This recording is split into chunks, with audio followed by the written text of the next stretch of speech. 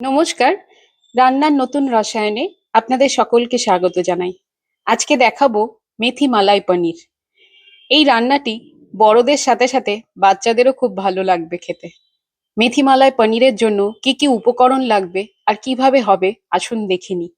প্রথমে 250 গ্রাম মেথির শাক ভালো করে ধুয়ে নিয়েছি। এরপর পনির নিয়েছি 100 গ্রাম, পেঁয়াজ, রসুন এবং লঙ্কা। এবার কড়াইয়ে 2 চামচ তেল দেব, তার মধ্যে দেব 1 চামচ বাটার। বাটারটা গলে গেলে এর মধ্যে আমাদের কেটে রাখা পনিরগুলো দিয়ে দেব। পনিরটা হালকা একটু ভেজে নেব। আমি এখানে 100 গ্রাম মতন পনির নিয়েছি। পনিরটা ভাজা হয়ে গেছে, এবার তুলে নিলাম।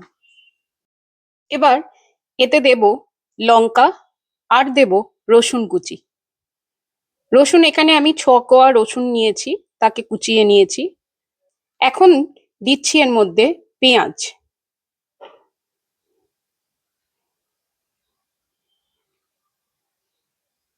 পেঁয়াজ ভালো করে ভাজা হয়ে গেলে এর মধ্যে দেব নুন আর দেব 1 চা চামচ হলুদ। ভালো করে নেড়েচেড়ে নিয়ে এখন এর মধ্যে কেটে রাখা মেথির শাকগুলো দিয়ে দেব।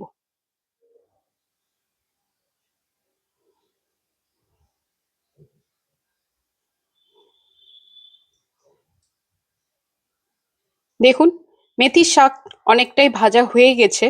এখন এর মধ্যে দেব 1/2 চা চামচ চিনি।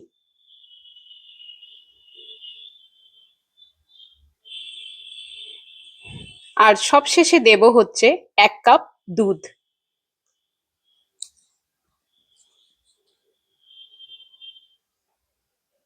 এখন ভেজে রাখা পনিরগুলো এর মধ্যে দিয়ে দেব।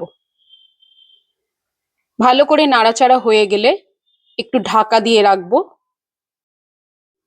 3 মিনিট পর ঢাকা তুলে আমাদের মেথি মালাই পনির একদম রেডি। এখন এটাকে একটা পাত্রে তুলে নেব। এই রেসিপিটি খুব তাড়াতাড়ি তৈরি হয় এবং খেতে অসাধারণ লাগে। আপনারা অবশ্যই আজকের এই রেসিপিটি বাড়িতে বানিয়ে খাবেন আর আমাকে কমেন্ট করে জানাবেন কেমন লাগলো আজকের রান্নাটা। আর আমার চ্যানেলে দেখানো রেসিপিগুলো আপনাদের কেমন লাগছে তা অবশ্যই কমেন্ট করে জানাবেন। আর চ্যানেলটিকে অবশ্যই লাইক, শেয়ার এবং সাবস্ক্রাইব করে দেবেন। ধন্যবাদ।